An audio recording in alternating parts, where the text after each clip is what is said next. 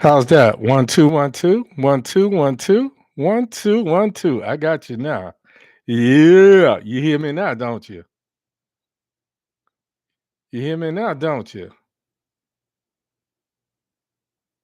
Ladies.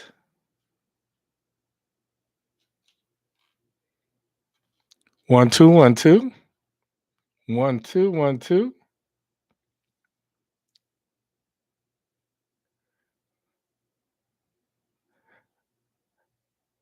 Okay, YouTube, you should be good now. Where you at? Where you at? Where you at? What? Still nothing? Come on, y'all.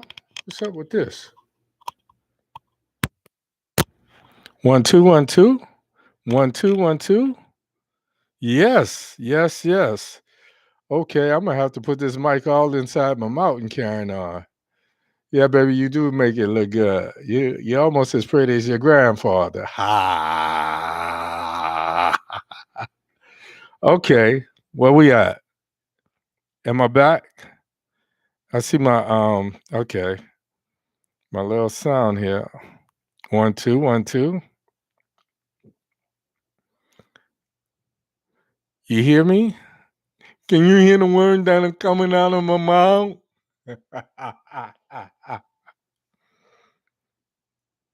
Say something.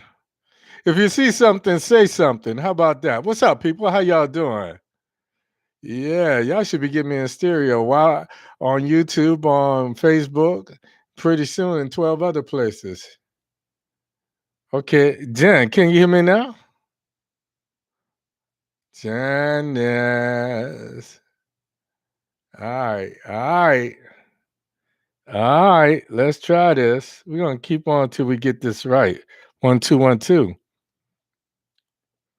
Gonna start this thing off right.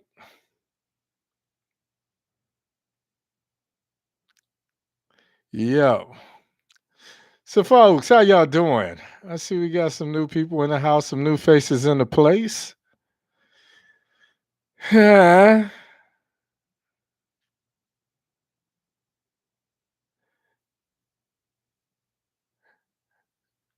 Janice, she should be able to hear me on YouTube now. Where you at? Where you at?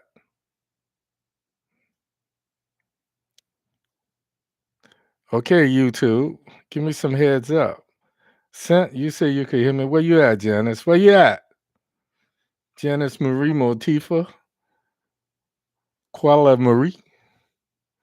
I'm giving everybody names tonight. What's up, people? How y'all doing? 1 2.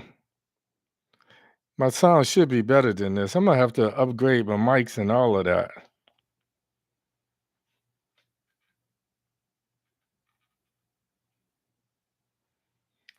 All right. What's up, people?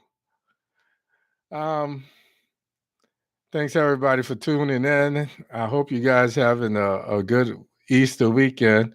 I checked my mailbox. I don't have one solid rabbit, so y'all better get it together. Somebody better send me a solid rabbit. That's what I know. If you're from New Orleans, I want some gold brick eggs. Okay. I don't know why that's the only place that do them, but anyway, how y'all doing, people? I'm tripping a little bit. Let me stand up so y'all can see me. Ah. Yeah. What's that? What's that? That's my man right there. So these shirts are gonna be these shirts, sweatshirts, and what have you are gonna be available pretty soon, probably in the next week. I'm negotiating prices on my t-shirts, sweatshirts. So when the time comes, y'all make sure y'all show a brother love, right? Right, right, right. So much foolishness this week, folks. There's so much I could talk about. I'm gonna try to keep it down to a minimum.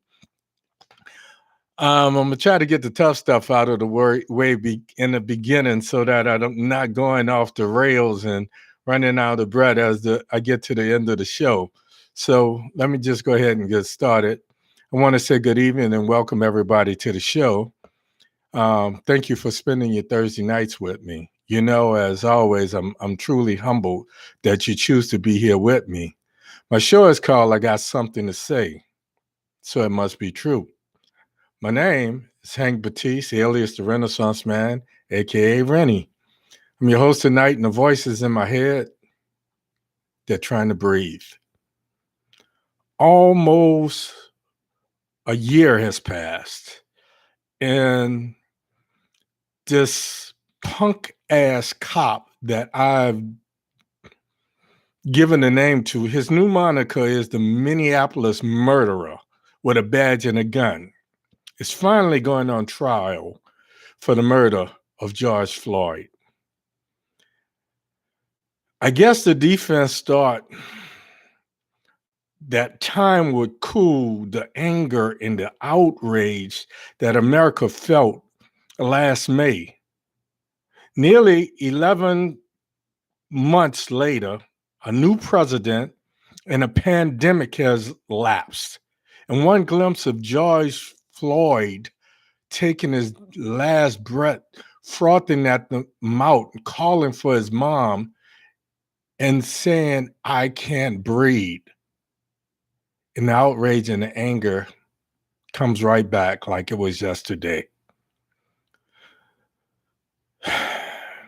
This week, we're also starting to see the fallout from what I call a super spreader spring break in Miami. Now, New York is back in the news for spiking COVID numbers, as it is 27 to 30 other states.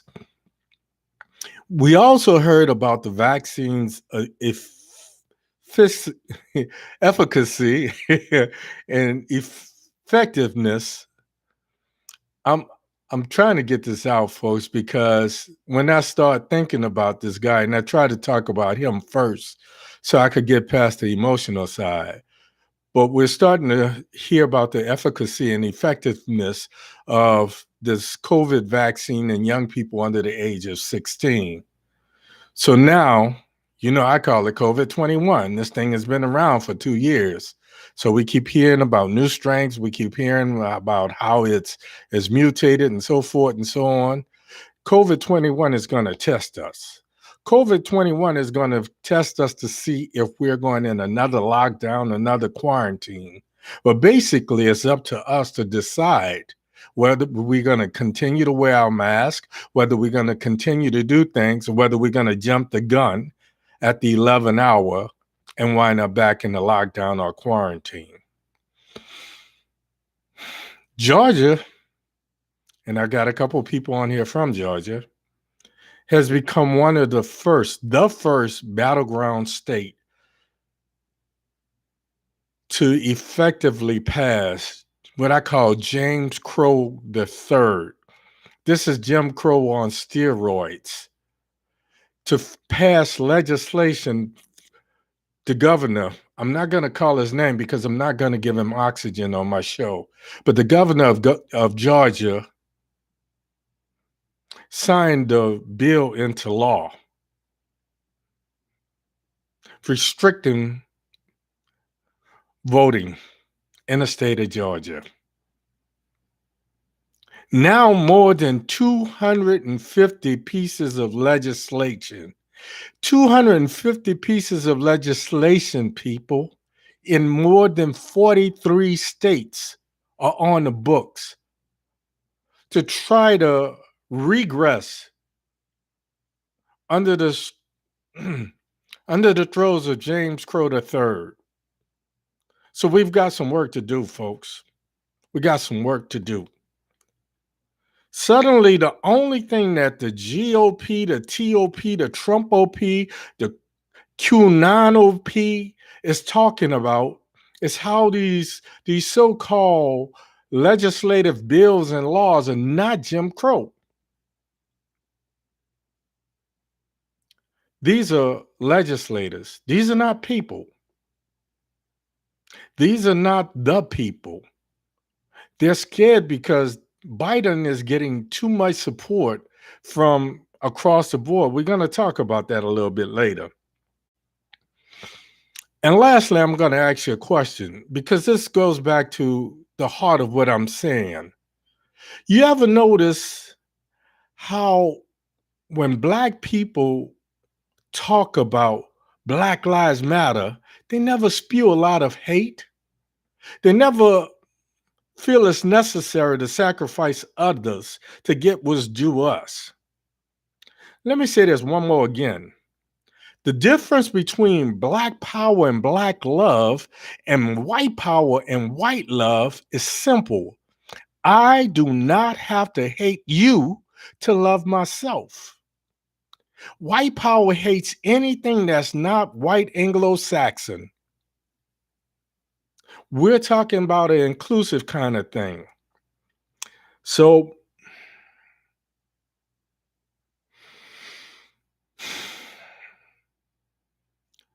tonight's show is called Divisions and Contradictions. Divisions and contradictions are the reason why I cannot breathe. Divisions and contradictions are why I can't breathe. I got something to say, folks. It must be true. So let's omit the logic and do this. George Floyd. George Floyd was a troubled man who transcended America's consciousness.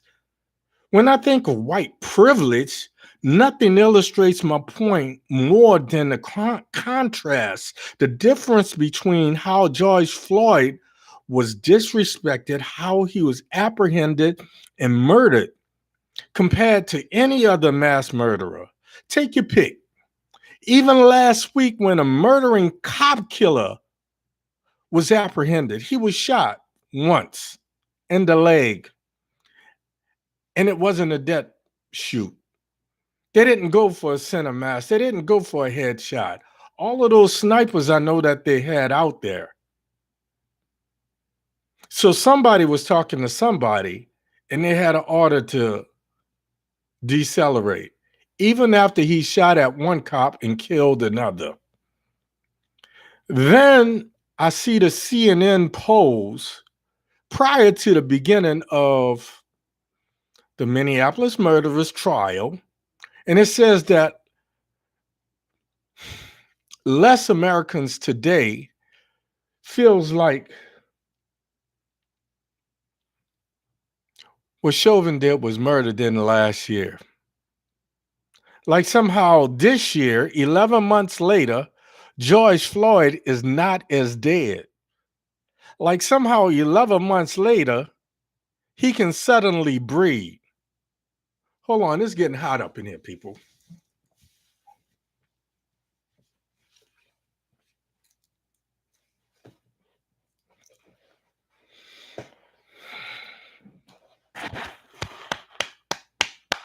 It's been 11 months. Nothing has changed. The man is dead. His child is going to have to grow up without a father. And listening to those children, that child is scarred for life. Now that the trial has begun, we hear this 18-year-old girl who was 17, who was tasked. She had to be in the right place at the right time with a little 9-year-old cousin or whatever. She says every night she talks to George and she apologizes for not being able to do more. This 9-year-old talks about how it made her sad. If that's not PTSD on steroids, I don't know what is. These little girls, these young ladies, imagine how they're going to feel the rest of their lives. I hope they're not polluted with all kind of psychotropic drugs to try to maintain. These are the people that not only should be suing the city of Minneapolis. Let me move on.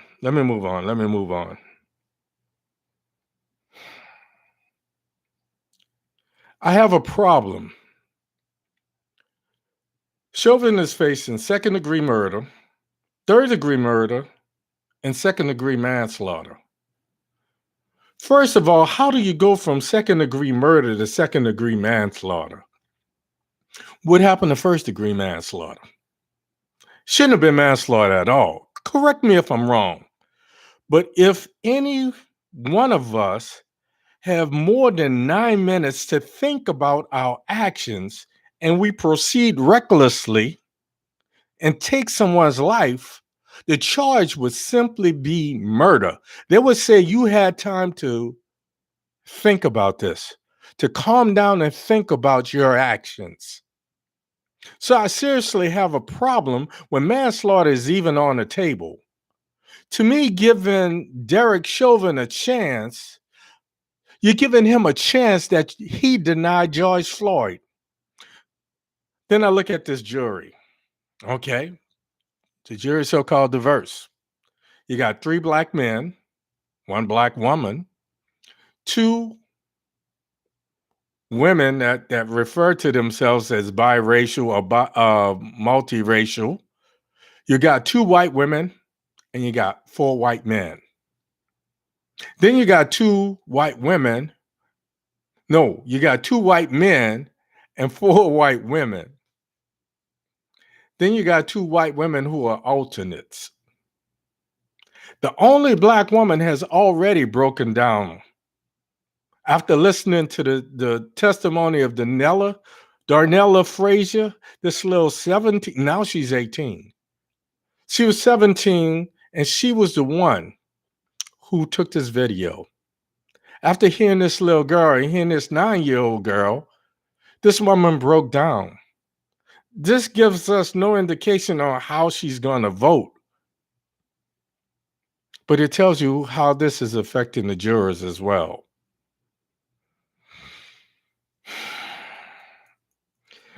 The Minneapolis murderer, Derek Chauvin, I call him Floyd's executioner. He refused to listen to his police colleagues. He refused to listen to the EMT who was there and saw George go limp, saw the frothing from his mouth stop and him become lifeless, and she volunteered to examine George and render some type of aid because she noticed that the cop was negligent in doing so. Even one of the other cops standing by saying, "Do you think?" And he says, "No." So how in okay, let me what does it take for police to understand?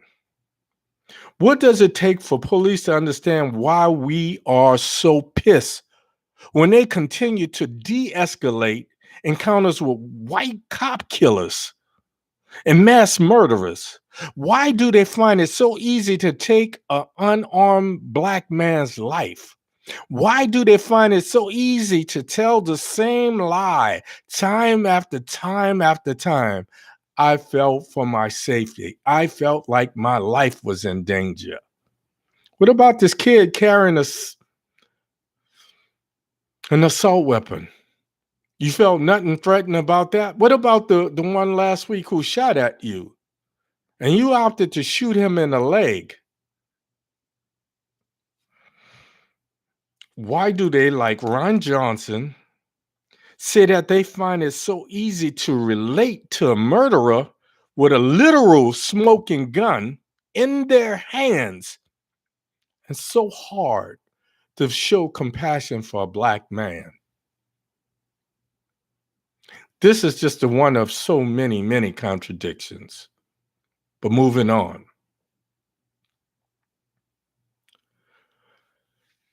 When I talk about James Crow III, and I talk about this Georgia governor who made a name for himself, really.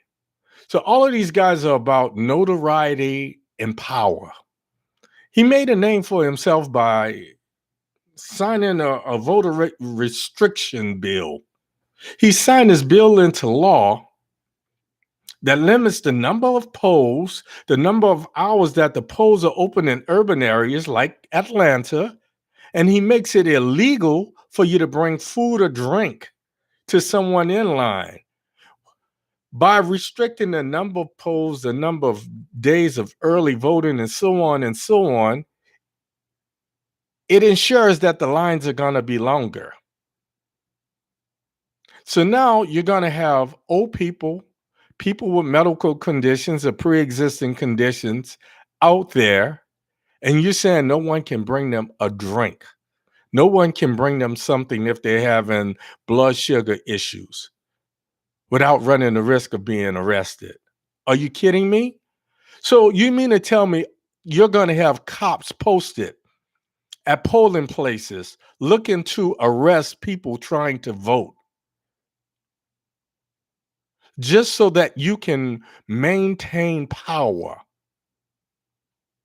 and gain notoriety, so that you could be the next Donald J. Despicable Donnie? Here's where I flip the script, folks. These are elected officials, right? These are the real racists. These are the ones who are stirring the pot and causing you and me to fight amongst ourselves. These are the ones that's instigating the divide and conquer in their quest for power. And here's how I'm going to illustrate it for you. I live in Florida, right across the Indian River from the Kennedy Space Center. This is one of Trump's strongholds. This is definitely a Republican stronghold. Would say that this is probably 60 to 65% Republican, but it means nothing. My neighbors range from avid Biden and Bernie supporters to staunch Trumpies. But politics, we've learned, this is where the division's in this small little, what I call a microcosm that is America. Case in point, my washing machine was broken. My neighbor is a staunch Trump supporter and Republican. He doesn't wear a MAGA hat, but he makes it well known what his feelings are. But he respects my feelings and I respect his. When my washer was broke, he says, "Do you want me to take a look at it?" And I put the guy off for probably about 6 weeks. He came up today, he went out, he bought the part, he came here, he fixed it. And I said, "Let me pay you." He says, "No, don't worry about it." I said, "At least let me pay you for the parts." He says, "Okay, $25. I do wellness checks because of my medical background on my neighbors that are in close proximity. I can't stop. Cynthia Marie posted a cartoon last week. I looked at the cartoon and I said she looked like she had a radical mastectomy. When I walk up, I see somebody, I look at the colors of the eyes. I look at how they breathe. I look at whether they have labor breathing. I look at the shape and size of their chest. I look at all of these things because once a healthcare professional is like once being a Marine. I'm always going to be that. So I talk to people. A lot of you have called me and asked me medical questions, and I don't mind, you know? So this is what we do. We all come from very diverse backgrounds. Some people from Michigan, some people from Massachusetts, some people from New Orleans, some people from Texas, some people from South Carolina, but we get along. Mainly because I tell them these people are in there to make power and name for themselves. My neighbor asked me for 75 cents to catch the bus. I dug my hand in my pocket. I had $2.75. He came back to me the next day and gave me $5. I said, "Well, I'll get you." He says, "No, keep the change and pay it forward. Give it to somebody who needs it." This is the real America, people. This is the divisions that have been instigated mostly by Trump. And now that these other knuckleheads see how popular and how powerful he became, they're following suit. This is why I started this nonprofit. So I'm not promoting myself, but I'm letting you know in the days to come, these are some of the things that I'm going to be dealing with. But I am not going to do it alone. I've got a lot of friends out there who all have skill sets, who all can participate in each one, reach one, to teach one. So we're going to get this done. All of this bullshit legislation to restrict voting rights, all of this divide and conquer, here's where it ends. I keep saying we must stop allowing our so-called public servants who we have elected to divide us and force us to fight amongst ourselves while they get rich. Back in January 2017, I said Biden was the right man for the job because I said he had mass appeal. I said all the time that he had spent in Congress, he had evolved. He's not the same person, and he's one of the few that have, to be honest. I said he could hit the ground running, and now we're starting to see that mass appeal. We're starting to see he's not trying to get support from the Republicans in Congress or in the Senate. He's appealing to Republicans that are voters. So here's what they didn't, here's what they couldn't stop. As they restrict some of these voting rights, some of these same people that once voted for them are looking at them with their deplorable behaviors, and they're saying no more, no mas. So it's going to backfire, folks. So everybody that is a voter, whether you call yourself a Democrat, a Republican, a conservative, a moderate, a liberal, a progressive, whatever, all of these titles mean nothing. You should be signing a petition to make sure that every person has a voice and have a vote. Biden knew how the GOP played obstruction when Obama was in the White House. So he was ready for it. He started off doing what? Executive orders. He started off with, and I told you this back in November, December. I say the first thing he was going to do was have to unify the Democrats. You understand what I'm saying? So you got the progressives, he got the moderates, and he got the conservative Democrats on the same page. So they're working together. I knew he would do that. Strong Creole powers. Okay. Might be that little piece of paper on the wall, too. He knew that Moscow Mitch was going to try to change the narrative because Mitch is one of the. What gets me is Kentucky is the poorest state. Conversely, Mitch is the richest senator in the Senate. Go figure.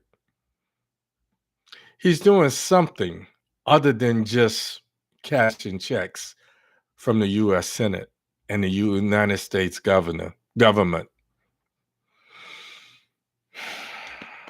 Folks, I started this nonprofit because I knew the only way that we could defeat James Crow III is for all us to stay engaged. Regardless, we're going to do this. It literally hurt my heart last week, a week before last, when I heard Black people saying insensitive things like, where were the Asians when we were marching?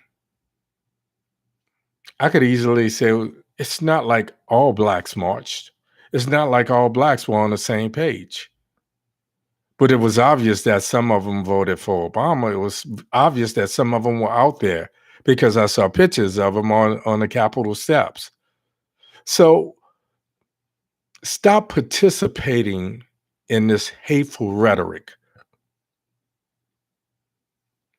One nation under God, indivisible, with liberty and justice. We will win when we stop allowing these self-anointed demigods to carry out their agendas and divide us. Everyone should be, let me say this one more time, everyone should be signing a petition to end this racist Jim Crow the third tactic. No matter. These people are just seeking power.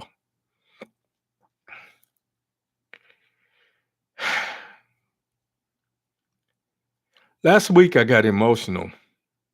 I started talking about the normal white men murdering people and getting taken into custody. I don't know, folks. Black love is black power. When we say Black Lives Matter, we mean that when we don't want murderers. Let me back up.